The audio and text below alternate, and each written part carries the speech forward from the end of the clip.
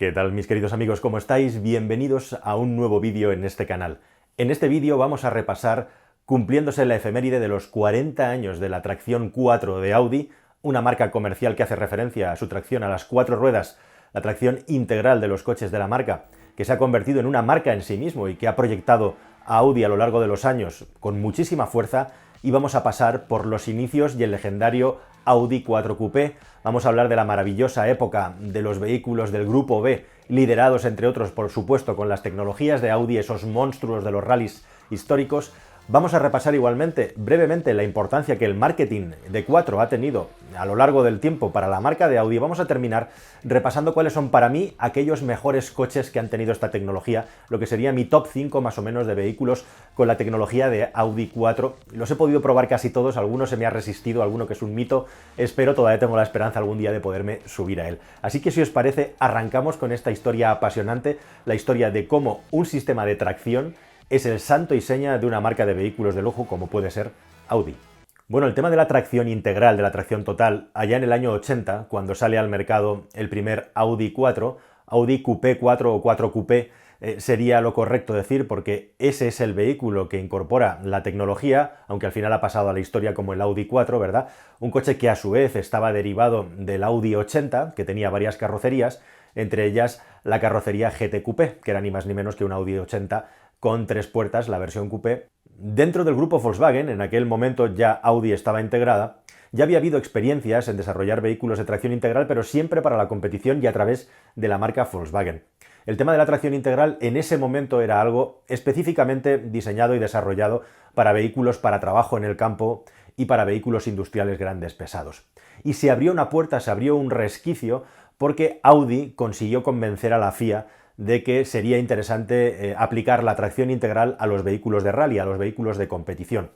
Y la FIA aceptó contra todo pronóstico, porque el resto de las marcas de coches estaban totalmente en contra de introducir la tracción integral a la competición. Pero Audi consiguió que se abriera esa puerta, en un momento en el que introducían la tracción integral, como digo, en el mítico, en el maravilloso Audi 4 Coupé, un vehículo que si habéis sido niños y habéis crecido como yo viéndolo en las revistas, pues le tendréis el mismo cariño, espero, y supongo que le teníamos todos más que cariño, admiración incluso, ¿no?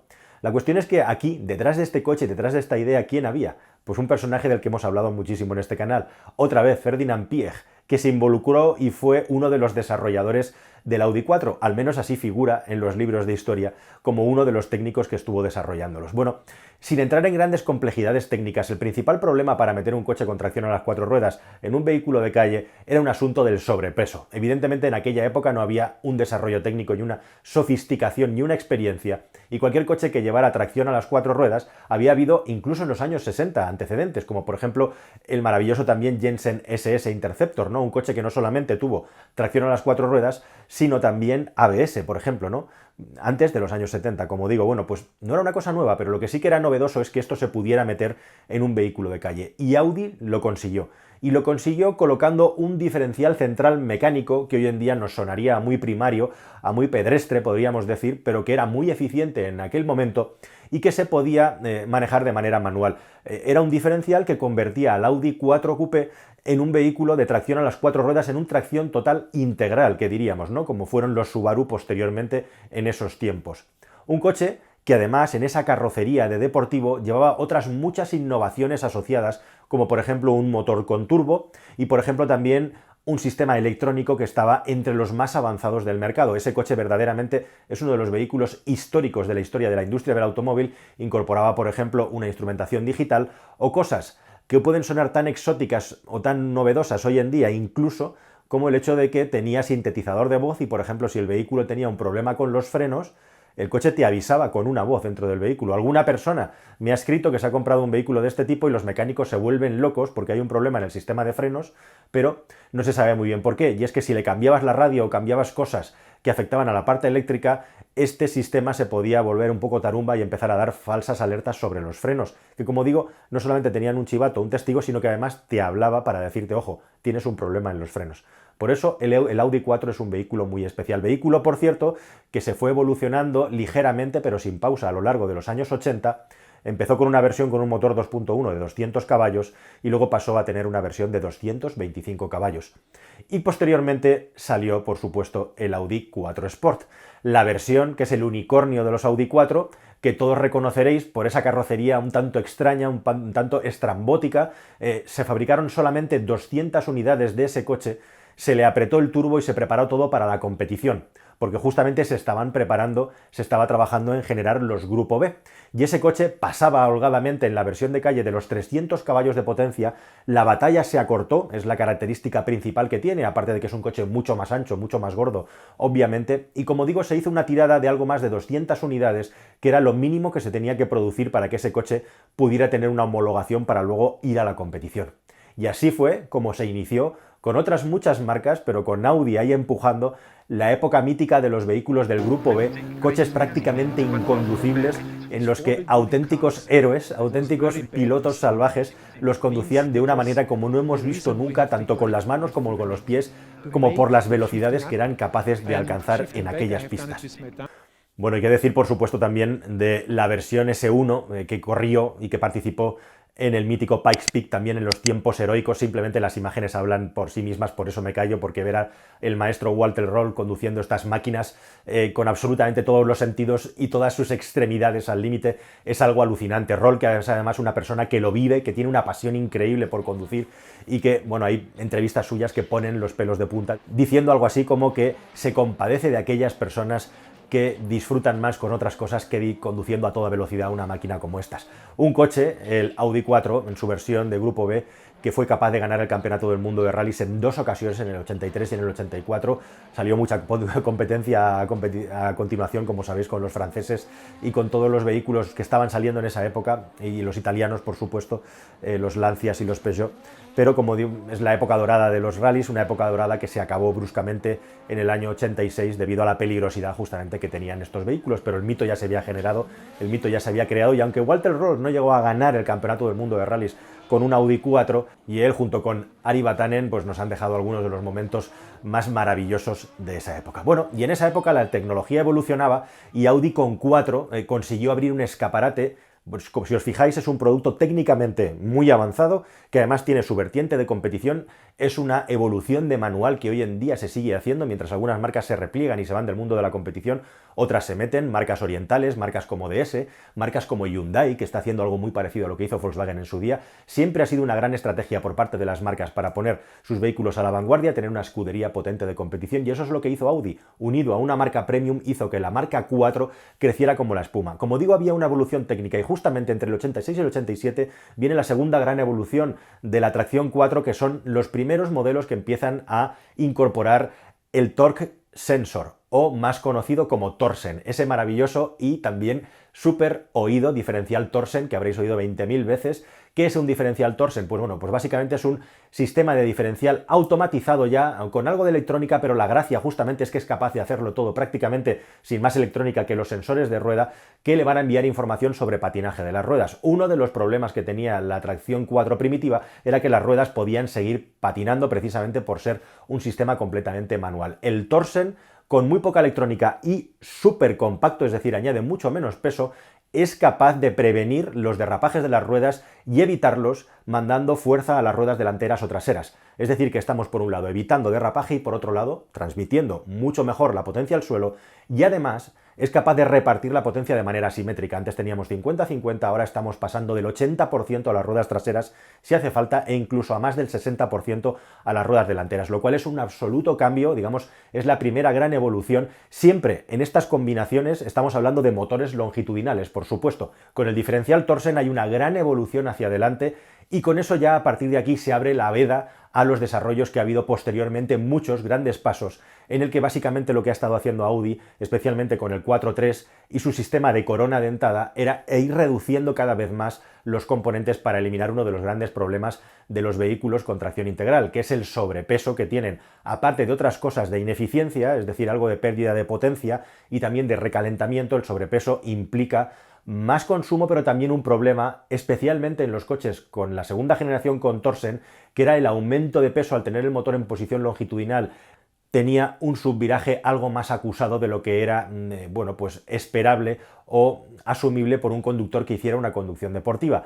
Y en añadido a eso, por la propia dinámica de funcionamiento del diferencial Torsen, sin entrar en grandes complicaciones técnicas, el coche tenía más tendencia a irse de morro. Por eso era muy importante, a lo largo de la evolución de los sistemas de tracción a las 4 ruedas, la capacidad que tiene el coche para repartir tracción delante y detrás. Y en la segunda y tercera generación y posteriores, lo que hace Audi es empezar a tener un reparto de tracción asimétrico, dándole el 60% al eje trasero, mientras que el delantero tiene un 40%, que pasa ya prácticamente a menos de 4 kilos de peso. Es una cajita súper eficiente, como podéis ver.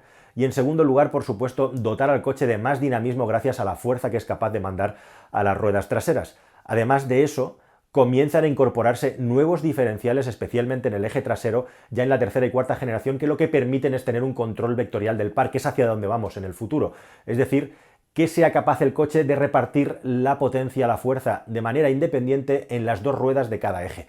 Eso ya lo tienen las versiones 4, cuando llevan la caja con corona a partir del año 2010 en los RS4 y RS5 de esa época, de los que ahora os voy a hablar. E igualmente lo tienen también los vehículos eléctricos que están saliendo ahora, solo que aquí en lugar de estos diferenciales lo que están incorporando son motores eléctricos controlados electrónicamente e independientes a la hora de girar las ruedas, igual que el Hispano-Suiza del que os acabo de hablar no hace mucho. En el futuro tendremos un vehículo con 4 motores eléctricos capaces de controlar el giro de cada rueda de manera inteligente en cada uno de ellos, para ayudar al coche a entrar en las curvas, frenando o acelerando la rueda interior o exterior en función de las circunstancias de la conducción que estamos haciendo. Por supuesto que sí, estamos cada vez más cerca. La última versión de Audi del e-tron Sportback ya tiene 3 motores eléctricos para esta función. Así que, como veis, hay toda una evolución a lo largo del tiempo en lo que se busca es cada vez más capacidad de reparto, cada vez más eficiencia y, por supuesto, también en distintas situaciones de conducción. Pero no solo de tracciones totales integrales para motores longitudinales vive Audi. En los últimos tiempos se ha extendido muchísimo en aquellos coches con motor transversal, el embrague Haldex, como bien sabéis, que es un vehículo que es normalmente tracción delantera y mediante un embrague es capaz de mandar fuerza atrás. En situaciones muy específicas es lo que llamamos el sucedáneo de 4, que los puristas no lo ven ni siquiera como 4, aunque el coche lleve la chapita. Y luego también hay un tipo de tracción total integral que no hay que desdeñar, porque es la bomba, al menos en Audi, y es el coche más divertido, deportivo y eficiente que ha creado la marca jamás, por lo menos a nivel de diversión, que es el Audi R8. Con su sistema de acoplamiento viscoso, que lo que tienen como principal característica es que la diferencia en el reparto de potencia se produce cuando hay cierto nivel de derrapaje. Permite incluso cierto nivel de deslizamiento. En el Audi R8 eso implica que ese coche, que es tracción total, te da mucho juego como tracción trasera cuando lo conduces de una manera plenamente deportiva y si eres capaz de conducirlo dando y llevando todo lo que te puede dar ese coche, que es muchísimo. Yo personalmente, junto con mi compañero Víctor, los dos hemos tenido ocasión, creo, de probar prácticamente toda la gama de R8s a lo largo del tiempo y es una auténtica delicia y maravilla cuando sabes sacarle el jugo que lleva dentro, porque es un vehículo con tracción total que de una manera natural y espontánea se convierte en algo parecido a una tracción trasera en diversión de conducción, pero siempre teniendo ese plus de ayuda de la tracción delantera que te hace salir como una catapulta de las curvas. Por eso el Audi R8 es uno de los coches superdeportivos más redondos que se han fabricado jamás, de los más divertidos de conducir cuando, como digo, sabes llevarlo. Y eso es gracias a un sistema de tracción que no tiene nada que ver, es un sistema de acoplamiento viscoso, de la misma manera también que ese coche tiene un cambio de marchas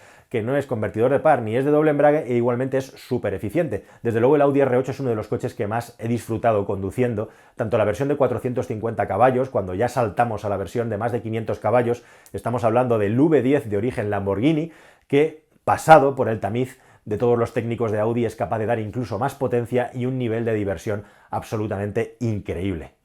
Para probarlo de verdad es imprescindible entrar en una pista cerrada y ponerlo al límite.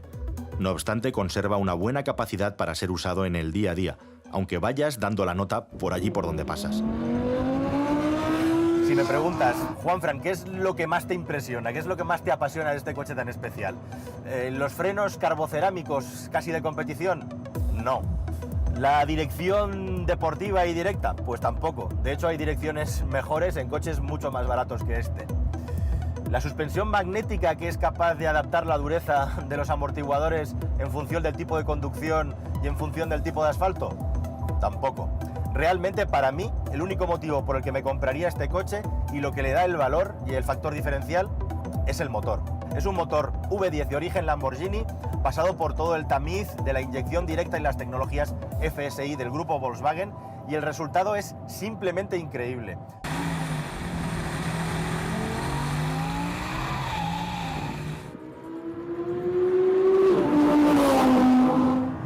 ¡A 8.000 vueltas! ¡8.500! ¡260! Increíble.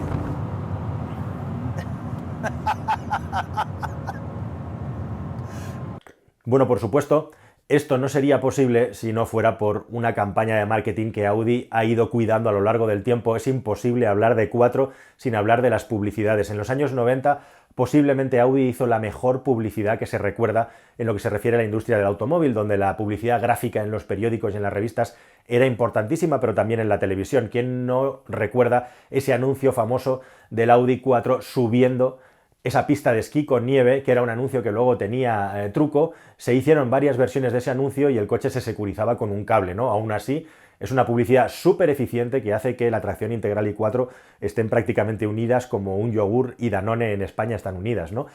No sé si sabéis que yo tengo otro canal, El Cascarón de Nuez, donde hablo de otras cosas que no son la industria del automóvil, pero también hablo de la industria del automóvil y a veces de publicidad. Por ejemplo, en el vídeo del Galloper que tanto disfrutamos. Bueno, próximamente, como el tema de la publicidad es tan importante en el asunto de 4, voy a grabar un vídeo. Os pongo aquí el link al otro canal para que os suscribáis, también en la descripción, quedaos hasta el final del vídeo y luego os suscribís al Cascarón de Nuez y allí os hablamos en otro vídeo de lo que es la publicidad del sistema 4 de Audi, que tiene muchísimas cosas que contar. Bueno, y hablando de muchísimo que contar y de marketing y de publicidad, evidentemente el R8 es un coche bandera, un coche enseña para la marca, pero antes, entre el R8 y el Audi 4 Coupé, hubo muchos coches también interesantes que han marcado totalmente el carácter de la marca. Y entre ellos, probablemente el más salvaje y el más molón, y también el más desconocido entre los no iniciados, sin duda es el Audi RS2. ¿Lo conocéis? Seguramente sí, ¿verdad? El RS2 es un invento maravilloso porque es algo así como el coche familiar de Porsche embutido en un Audi. Mucha gente no sabe que ese RS2, que es uno de los coches más brutales que ha hecho Audi, el 4 Sport tenía 306 caballos, pero es que a continuación, en el año 94, sale el RS2 con 315 caballos, con un turbo gordo, y es básicamente de la unión entre el grupo Volkswagen y Porsche hacer un vehículo que sea familiar, pero con las características técnicas de un buen Porsche. De hecho, tan buen Porsche era y tan bien le salió que en esa época prácticamente no había ningún Porsche que pudiera seguir a ese RS2 4 que aceleraba de 0 a 100 en 5,4 segundos. Estamos hablando de primeros de los 90, 5,4 segundos, y que prácticamente solamente le podía superar el Porsche 911. Es un coche que, si lo veis, tiene parachoques, tiene llantas, tiene frenos, retrovisores, tiene incluso el diseño de la trasera propio, con piezas y componentes de Porsche. De hecho, el coche se fabricaba en Zuffenhausen, en la fábrica tradicional y principal de Porsche, con lo cual se puede decir que es un auténtico Porsche carrozado de Audi. Un vehículo que inicialmente estaba previsto que se hicieran 2.200 unidades y finalmente se acabaron fabricando casi 2.900. Sigue siendo un auténtico unicornio de la automoción e igualmente un vehículo muy cotizado hoy en día, cuyo precio está aproximadamente entre los 44 o 45.000 euros que te puede costar una versión con 170-180.000 kilómetros hasta los casi 70.000 que cuestan las unidades que están menos kilometradas. Como digo, una máquina de correr que además en el interior ya tenía las primeras sellas de identidad de Audi con los asientos Recaro, empezaba a ser la napa y los elementos de bueno, pues decoración típicos de los Audi más de hoy en día vienen de aquella época, y en definitiva es un coche histórico maravilloso, y yo personalmente nunca olvidaré, en aquella época me compraba las revistas y las devoraba, en alguna revista de Motorpress, yo no sé si era autopista, si era automóvil o cual, pero recuerdo perfectamente una foto mítica de ese coche con el capó abierto en el que todos los colectores de escape estaban al rojo vivo. Es una de las fotos que marcó, digamos, mi adolescencia cuando leía revistas de coches. En esos tiempos, pues estaba cerca de los 20 años, 18, 19 años, y la verdad es que era todo un espectáculo. En aquellos tiempos en los que la prensa del motor, tanto coches como motos, podía salir a probar los coches de verdad sin que acabaras en Chirona o sin que alguien llamara por teléfono, como me pasa a mí cada 2x3, simplemente porque veo un coche raro circular por la carretera y una persona con una cámara grabando, ¿no? ¿Qué le vamos a hacer? Bueno, y si hay coches míticos interesantes que a mí me han marcado, la verdad es que pensando en este vídeo tengo la suerte de haber probado muchos de ellos. son tanto los RS4 como los RS6. Ya se lo he hablado aquí, que uno de mis coches favoritos, la experiencia que tengo en el circuito de Boxberg de Bosch, con el RS6, en el que además me salí de la pista con un ingeniero que se llevó un susto tremendo. Aquel era un RS6 con 450 caballos, vitaminado hasta los 500, y era un coche que es un auténtico misil. Aquí en este canal además tenéis un vídeo ahí oculto en las catacumbas de los que yo he ido haciendo para el programa de televisión sobre el RS6, con imágenes tanto en circuito como en carretera, imágenes que publicamos en On Motor, ese programa de D-Max que la mayoría de vosotros ni sabéis qué hago, porque es como un Guadiana que aparece y desaparece cuando hay presupuesto. En el Cascarón de Nuez tenéis un vídeo en el que os explico por qué es imposible hacer un programa de televisión de calidad en España de manera continuada, pero bueno, no hay aquí lamentos, yo estoy muy contento, he tenido ocasión de probar todos los RS6 y ahora ya hipervitaminados con los turbos, ¿no? Estamos llegando ya a potencias absurdas de los 600 caballos, en los que son coches súper eficientes, son misiles a la hora de conducirse, pero quizá ya no son tan divertidos o motivantes de conducir como eran estos de los que os estoy hablando y por supuesto el RS8. Quizá un poco la diferencia sería otro coche más o dos coches más que a mí me encantan, uno del que os he hablado muchísimo, el Audi 4 Sport en la versión TT, la versión de 240 caballos al que le quitaron los asientos delanteros con motivos de fibra de carbono, en definitiva un TT aligerado y un poquito apretado, que me sirvió a mí además para hacer la cabecera del programa de televisión, del piloto de televisión que yo quería hacer, un coche con el que me he divertido conduciendo como pocas veces, aunque no era un vehículo especialmente radical o salvaje a la hora de conducir, tenía un nivel de equilibrio y eficiencia, el Audi TT 4 Sport, alucinante. Y el que me gustaría, el que me ha quedado en el debe, además del RS6 y el R8, que los he probado todos, incluido el R8 último de tracción trasera, es el asunto del RS4 y el RS5 que tienen miga. Hablo de la primera generación de estos coches. Aquí Audi, BMW les había mojado la oreja a todos con el E46 M3 y se saca de la chistera ese V8, un motor de carrera larga capaz de girar a más de 8.000 revoluciones por minuto, 420 caballos teóricos, con un sonido de coche de competición, el Seat Exeo, que conocéis, pues hay dentro un V8, 420 caballos, un vehículo con unos asientos bucket de competición, pero que por fuera parecía un coche familiar, un TDI para llevar a la familia, solo que como si lo hubieras tuneado un poquito, ¿no? Pero vaya motor tenía ese vehículo, un motor además súper polémico, que nunca llegamos a saber muy bien qué pasó, fueron varias circunstancias, sí que se sabe, ¿no? Pero lo que ocurrió con este coche, la anécdota, hablo del RS4 B7, es que hubo un momento en el que los dueños del coche estaban un poco mosqueados con la forma que el coche entregaba la potencia y cómo corría, lo metieron en los bancos y algunos encontraban que tenía mucha menos potencia de esos 420 caballos. Era un coche con inyección directa muy delicado y que tenía una serie de características de electrónica que no se sabe muy bien, nunca en algunas unidades daban menos potencia. Luego se descubrió que la carbonilla que se generaba en el escape producía taponamientos que hacían que el coche perdiera potencia. También se hablaba de problemas de electrónica que hacían que el motor se autoprotegiera demasiado. En definitiva, salieron muchos parches y muchos arreglos para ese motor y las cosas poco a poco se fueron solucionando, pero el coche ya quedó manchado un poco con la imagen de que era un vehículo de que para nada llegaba a la potencia que daba. También es verdad que estamos hablando en una época en la que están entrando como un cuchillo los turbos, adelantando por la derecha a los vehículos atmosféricos deportivos, y un turbo siempre va a ser más rápido a igualdad de potencia que un vehículo atmosférico por la forma que tiene de entregarla, por la disponibilidad de par, básicamente. Entonces había coches que le mojaban la oreja. Ahí aparece también el BMW M3 E92 de siguiente generación, también con el V8, que la gente no valora tanto como los anteriores. Pero en definitiva, ese motor de 420 caballos que pasó a 450 en las versiones 2010 en adelante, con el RS5, que además incorporaba en opción un diferencial trasero conectable con reparto vectorial del par incluso, pues son máquinas increíbles para conducir con deportividad y con un sonido que te transmite directamente que estás con un coche de competición capaz de subir por encima de las 8.000 vueltas. Como digo, hoy en día, ¿cuál sería el equivalente a ese coche? No existe. El único que se me ocurre es el Mustang con su glorioso V8, pero no tiene un sistema de tracción tan sofisticado. No son coches a lo mejor tan divertidos de conducir como un M3, como un tracción trasera, pero son extremadamente eficientes. Lo que pierden un poquito de diversión lo ganan en eficiencia con una respuesta de motor y un sonido alucinante. Luego otro día podemos hacer un debate entre los turberos y los atmosféricos, por decirlo de alguna manera. Pero en definitiva estos serían para mí los mejores vehículos sin duda que ha parido Audi con la tracción 4.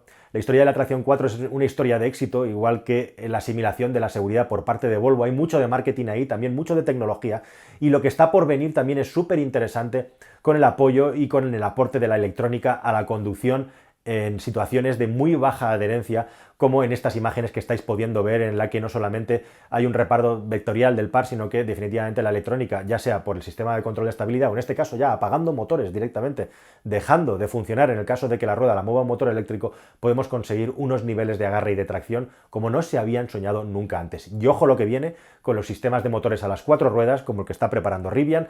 En esta próxima década vamos a empezar a ver motores y coches, vehículos mejor dicho, con ese tipo de configuraciones, y vamos a ver unos niveles de eficiencia a nivel de conducción, valga la redundancia, que ni os podéis imaginar. Nada más, queridos amigos, espero que todo este repaso express por la historia de Quattro y sus coches y sus técnicas os haya parecido interesante. Si no os habéis suscrito ya, por Dios, suscribíos al canal. ¿Qué estáis haciendo? Y nos vemos pronto en un próximo vídeo que espero que sea mucho más y mejor. Vale, ahí os dejo con más metralla. Que lo paséis bien. Hasta luego, amigos. Adiós.